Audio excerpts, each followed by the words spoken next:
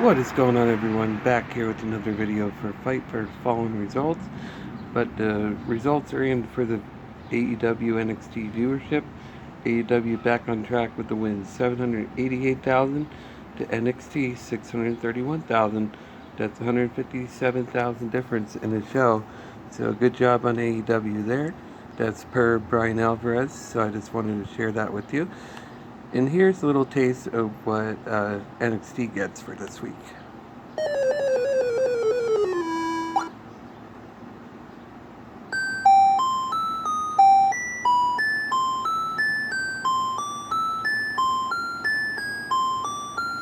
Don't we all remember that sound when it's game over? I had that pulled up for you.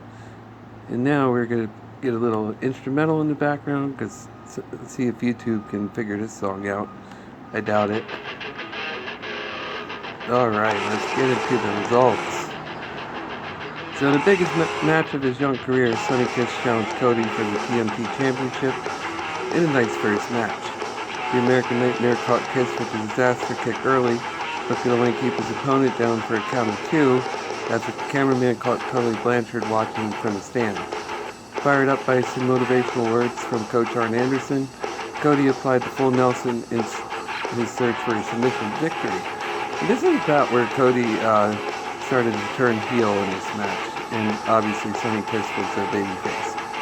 Kiss fought out and fired off a flurry of offense, including a Hurricane Rana and a cartwheel axe kick, Excalibur called Axes and O's. A missed-splitting leg drop halted the challenger's momentum, but Kiss recovered and delivered his own version of the Crossroads for a near fall. I was actually surprised by that. A 450 splash by Kiss earned another 2 count. The fight spilled onto the ramp, where Cody delivered the Alabama Slam. The champion made a mental error, though, pinning Kiss too close to the bottom rope, which allowed the challenger to drape his foot over it to force the break. Cody broke out a vertebreaker for a near fall as frustration visibly set in, and this is about where Cody was starting to get some heel-like antics in his attitude. The champion made a mental error, though, pinning Kiss too close to the bottom rope, which allowed the challenger to drape his foot over it to force the break. Cody broke out a vertebreaker for a near fall as frustration visibly set in. He added a superplex, but Kiss kicked out again as Jim Ross continued the narrative that the champion was off his game, even executing sloppy pinfalls, which he certainly was. Then Cody countered a roll-up into a crossface and appeared disgusted when referee Aubrey Edwards forced him to break the hold with the top turnbuckle exposed. Again, heel-like antics.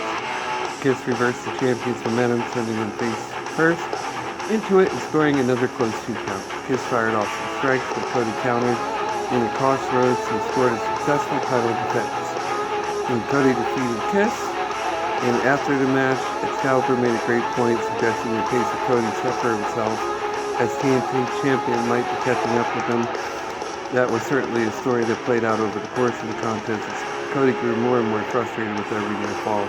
He entered the match as a clear favorite, but found out quickly that Kiss was going to throw everything he had at the champion in the biggest opportunity of his career. From Anderson chewing him out at ringside to Ross and the commentary team critiquing the little mistakes he made throughout, Cody told the story of the champion whose own potential burnout is slowly getting the better of him. So, I actually was surprised by this. I thought it was a great match. I didn't think Sonny Kiss would hang that long. Obviously, this was in the story to put Sonny Kiss over. And then we go from that into FTR and the Lucha Bros. Then 2 of the best tag teams in professional wrestling battled in the second match of the night, which obviously we got a frantic pace early, looking to use their speed advantage to catch FTR off guard. Harwood and Wheeler down Phoenix, though, and utilized quick tags to seize control of the match as Blanchard again watched from the stands. During the break, Pentagon and Phoenix wrestled control of the match. Harwood again turned the tide coming out of the commercial, flattening Pentagon with the clothesline and sending Phoenix face first into the turnbuckle. The Lucha Bros answered with a flurry of double team moves on Wheeler, forcing him onto the defensive. Harwood re-entered the match just in time for both teams to catch the other mid-flight that leads to the misdirection. Wheeler caught Pentagon with the uncharacteristic Tope Suicida, top Suicida into a DDT, and Phoenix answered with some aerial offense of his own to break down his action, allowed Harwood to yank at Phoenix's mask, just where I marked out a little bit, and scored a cradle for the hard-fought and source of victory. After the match, FTR talked trash with the Butcher and the Blade. He turned around into a super kick party, courtesy of the Young Bucks. Kenny Omega and the Bucks hit the ring off of Venus for the victors, only for Harwood and Wheeler to pour them over to Queen's head. So as a result, FTR defeated the Lucha Bros and got revealed at the back. But as they were going to commercial, it looked like they had a little trouble starting the truck. And now we are on to the demo god, Chris Jericho, which he has something to say. He then said Chris Jericho in this circle after they made their way to the ring. Despite advertising, fans and management wanting the rematch, Jericho denied it and clearly declared Cassidy's career dead. Fresh and Squeeze interrupted, entering through the stands and staring the heels down. Jericho continued to talk until Cassidy delivered a thumbs down. Orange juice spilled from the rafters, dousing the inner circle and leaving Jericho irate over his room $7,000 debt. And after that, that's when Jericho went on to the commentary team and still pulled out a hell of a death. Jurassic Express versus Elite. He's stumped, frustrated to make it early as Chris Jericho, a commentary mentioned his longtime rival, taking a smaller opponent lightly by wearing a t-shirt. Frustrated, Omega tore off the shirt, but Jurassic Express remained in control of Hangman Page, watched on and monitor elsewhere, obviously who was drinking at the bar. The Elite turned the tide with Omega wiping the opposition out with the planka. The more experienced team worked over Jungle Boy during the commercial. A perfectly timed tag to Luchasaurus sparked a comeback for the underdog. The massive masked man showed off his athleticism and chokeslam and standing moonsault followed by Omega broke up the pin. Luchasaurus rocked Omega with the headbutt, but the cleaner answered with consecutive knee triggers. He dropped to the large competitor with a Snapdragon suplex and did the same to Stunt and Jungle Boy. The trio recovered and delivered Extinction event to Omega. The Bucks broke up the pin. Jungle Boy delivered a hurricanrana from the top rope. The Stunt followed with the 450 splash routine in an unbelievable spot.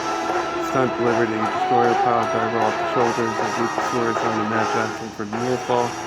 Omega then delivered V-triggers to Luchasaurus and Stunt, then put the smallest wrestler in AEW away with the one-winged angel with the win. So the Elite defeated Jurassic Express. Excuse me for a second, I'm going to take a sip of my colon. Hope you guys are having one too.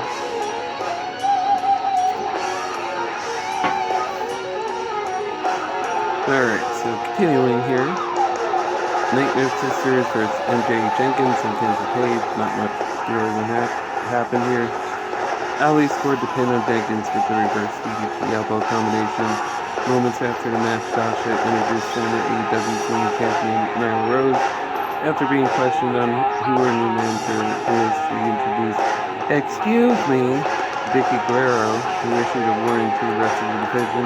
So there you go, Jesse. I know you wanted that. So Nightmare Sisters defeated Page and Jenkins. An AEW Championship match, Jon Moxley versus Brian Cage. This is actually pretty good. I enjoyed it. I'm not going to read all of the happenings because it was a long match. But Moxley shifted his way to maintain control. He floated over and applied the hold to the other arm, trying to take away Cage's massive arms. Taz, frazzled by what he played out before him, threw in a towel and preserved his client's health, even though it meant getting Moxley to win. So Moxley defeated Cage, and Taz sacrificed the battle in the war. So Cage wouldn't get injured. As it is, Fight Fallen was a great night of pro wrestling, enhanced by the Super Tag Team action and character teases for both Omega and Cody. So I hope you guys enjoyed the video. It was a great match and a great night all along for AEW Wrestling. Trying to wrap this up because I'm getting close to 10 minutes. But hey, we all knew they were going to beat NXT, so I'm very happy with that. Again, they'll keep the momentum going. They have a lot of good stuff for next week. I gotta get out of here because my food's about to be here. So until next time, please like, subscribe, and let me know how you feel about the video. Until then, talk to you later.